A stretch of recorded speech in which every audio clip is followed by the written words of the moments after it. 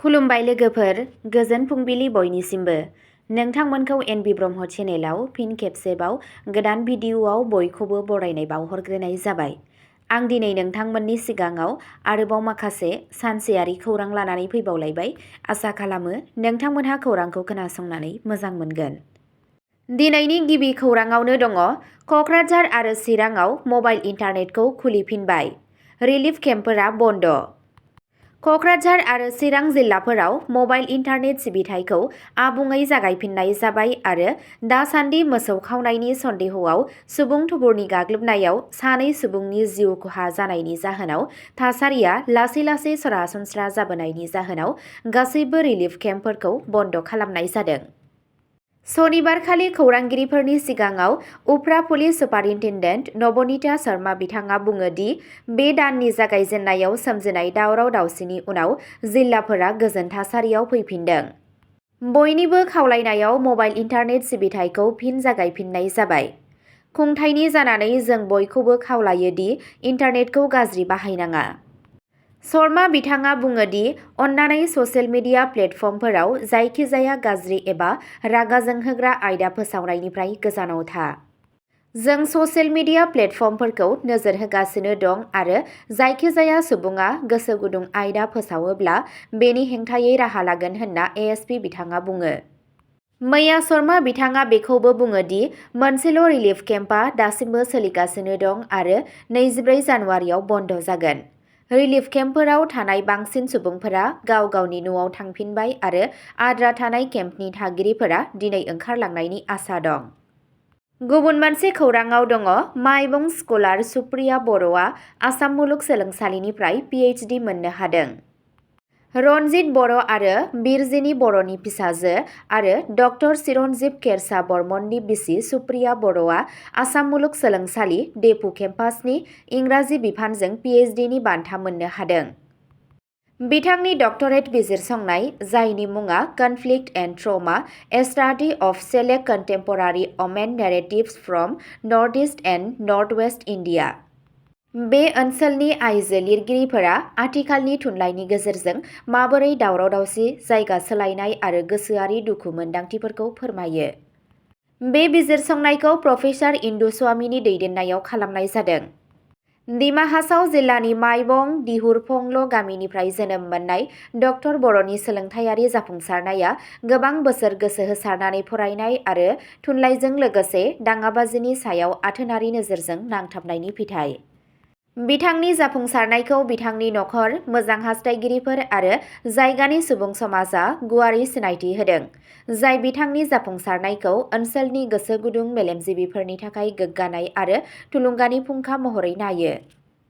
गुबुन मोनसे खौराङाव दङ, हर गेजेराव दावराव-दावसि, भटार लिस्टनि थगायनायाव बिजेपिनि आखाइ दं होननानै बक कंग्रेसआ दाबि खालामदों। बक ब्लक कंग्रेसआ बिजेपिनि खोला कामरुपनि गाहाय नेहाथारि आरो साब्रै गुबुन गुबुन बिजेपिनि दैदेनगिरिफोरजों लोगोसे जायगानि बिजेपिनि दैदेनगिरिफोरनि हेंथायै बक पुलिस थानायाव बृहस्पतिबारनि हर मोनायाव कामरुप जिल्लानि बक चाइगाव लोगो जिल्ला मावख'आव भट सोगिरि फारिलाइनिफ्राय मुं दाजाबदेरनाय आरो बोखारनायाव लोब्बा दं होननानै अजद होनानै एफआइआर होयो। खौरां मोन्नाय बादिब्ला मोनानि 8:25 रिंगासोआव बक प्रेस क्लाबनि गोबां खौरांगिरिफोरा मोनसे खौरां मोन्नायनि उनाव लोगो जिल्ला मावख'नि लांगोनायाव हाबदों। खौरां बुथुमगिरिफोरखौ नुनानै बिजेपि दोलोनि दैदेनगिरिफोरा जाथायथिलिनिफ्राय खारखोमानानै खारलाङो होननानै खौरां मोन्नाय जादों। शुक्रबाराव आफादगिरि राजीव राभा आरो गागि दैदेनगिरि रमेन सिंह राभानि दैदेननायाव बक ब्लक कंग्रेसआ बे जाथायखौ सोंखारिनानै राजीव भवनाव खौरांगिरि मेल खुंनानै सोंखारिदों। गुबुन मोनसे खौराङाव दङ, हाफ्लं बिधान सभा बियाबनि सा 113 मुलाम्फा मोनगिरिफोरनो आसाम दर्शन चेक राननानै होनाय जादों। दिमा हासाव जिल्लानि 113 हाफ्लं बिधान सभा बियाबनि सिङाव थानाय धोरोमारि फसंथानफोरखौ लानानै शुक्रबाराव हाफ्लं लाल फिल्डआव आसाम दर्शन बिथांखिनि सिङाव राङारि अनसुंथाइ होनाय हाबाफारिखौ नेमखान्थि बादियै राननानै होनाय जायो। गासै 113 धोरोमारि फसंथानफोरा स्किमनि गिबि किस्ति महरै 1,50,000 रांनि चेक मोनदों। मुलाम्फा मोनगिरिफोरनि गेजेराव थानसालि, गिर्जा आरो थागिबि सिबिग्रा थावनिफोर जेरै दिमासा हारिनि मादाइख' आरो जेमेनागा हारिनि केलुमखि बायदि गुबुन गुबुन जायगाफोर दं। आसाम दर्शन बिथांखिया रायजोआव जारिमिनारि, हारिमुआरि आरो धोरोमारि गोनांथि गोनां जायगाफोरखौ संरैखाथि आरो रैखाथि होनो थाखाय दाफुंजानाय आसाम सरकारजों दाजानाय मोनसे राङारि हेफाजाब हाबाफारि।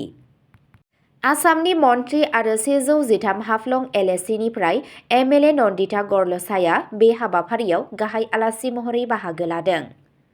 डिमा हासावनि जिल्ला कमिशनार मनिन्द्रनाथ एनगाटेआ बुङो दि आसाम दर्शन स्किमआ गिबि मन्थ्रिनि गाहाय हाबाफारिनि मोनसे बाहागो। बिथाङा बुङो दि जिल्लानि गासै 200 धोरोमारि फसंथानफोरा साफ्रोमबो 3 लाख रांनि अनसुंथाइ मोनगोन।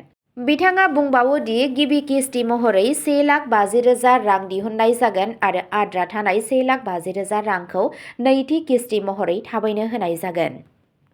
गुबुन मोनसे खौराङाव दङ, शिबसागर गौरीसागर लामायाव गोदानै लुजानाय नामदां दालांआ बायदों। जारिमिनारि नामदां दैमानि मोनब्रै लेन लामायाव गोदानै बानायनाय कंक्रिट दालांआ गेजेराव गोग्लैनायनि जाहोनाव मोनसे गिदिर जाब्रबथाय जायो आरो लुनायनि गुन आरो जाख्ल'नायनि सायाव गिलुबालु सानखांनाय सोमजिदों। बे जाथाया झान्सीनिफ्राय डेम'सिम बानायनाय मोनब्रै लेन लामायाव जादों। गौरीसागरनि साखाथियाव नामदांआव थानाय बे दालांआ हरखाबै बेनि गेजेराव गोग्लैयो। सुलुंनिफ्राय मिथिनो मोननाय बादिब्ला गोग्लैनायनि एसे सम सिगां बे जायगायाव लुनायनि खामानिया सोलिगासिनो दंमोन आरो दालांआ खामानि मावग्राफोरजों लोगोसे मोनसे फार्कलिफ्ट दंमोन। नाथाय खामानि मावग्रा आरो गारिया ओंखारनाय लोगो लोगो मोनसे गोब्राबै दावराव खोनानो मोनो आरो दालांनि गेजेर बाहागोआ गोग्लैदों। खाफाल मोजांदि रावबो खहा जायासै, मोनसे गिदिर खैफोदनिफ्राय एसेब्लाबो बारग'नो हादों। बायफ्लेनाय दालांनि लुफुंनायखौ गिबियावनो मोनसे माल्टिनेशनेल कम्पानि GDCL-आ सामलायदोंमोन। बे कम्पानिनो 37 नं हादोरारि राजालामाखौ मोनब्रै लेननि राजालामा बानायनायनि खामानिखौबो बिबान होनाय जादोंमोन। मावथांखि जागायनायनि दान्दिसे उनावनो कम्पानिया रां जाख्ल'नायनि दायाव गोग्लैदों, जायनि जाहोनाव गोबां बिबांनि रायजोआरि धोनफोरखौ जाख्ल'दों। जोबनायाव कम्पानिया बे मावथांखिखौ खावसे लामायावनो गारनानै खारलाङो, मोनब्रै लेननि लुनायखौ फोजोबाखै। गुबुन मोनसे खौराङाव दङ, गुवाहाटी सरकार रेलवे पुलिस (GRP) आ सासे आइजोनिफ्राय सन्देहगोनां हेर'इन जब्द खालामो। गुवाहाटी रेलवे पुलिस (GRP) आ गुवाहाटी रेलवे स्टेशनाव रुटिन चेक खालामनाय समाव गावनि आखायाव सन्देहगोनां हेर'इन मोननायनि उनाव मैया फुंनि समाव आर'नाइ एक्सप्रेसनिफ्राय सासे आइजो दावबायारिखौ हमनो हायो। बे अपारेशना 12508 नं ट्रेनआव फुंनि 5:55 रिंगासोआव जादों। नायबिजिरनायाव GRP अफिसारफोरा 47 ग्रामसो लिरथायनि सन्देहगोनां ब्राउन सुगारनि मोनब्रै पेकेट आरो 120 ग्रामसो लिरथायनि 60 प्लास्टिकनि भायेल बोखांनो हायो। हमजानाय आइजोखौ आसामनि काछार जिल्लानि कलेननि थागिबि 32 बोसोर बैसोनि अनिता रानी दास होनना सिनायथिनाय जादों। पुलिसआ फोरमायनाय बादिब्ला नायबिजिरनायनि समाव बिनि बेसादफोराव बेसादखौ मोननाय जादों। GRPनि बिबानगिरिफोरा फोरमायनाय बादिब्ला आयेनारि राहा लानाय जाबाय आरो जब्द खालामनाय मुवाफोरखौ फरेनसिक आनजादनि थाखाय दैथायहरनाय जादों। जोबथा खौराङाव दङ, सरस्वती फुजानि समाव काहिलिपारायाव एम्बुलेन्सआ स्कुटियाव सौग्रावनानै सासे लाइमोननि जिउ खहा।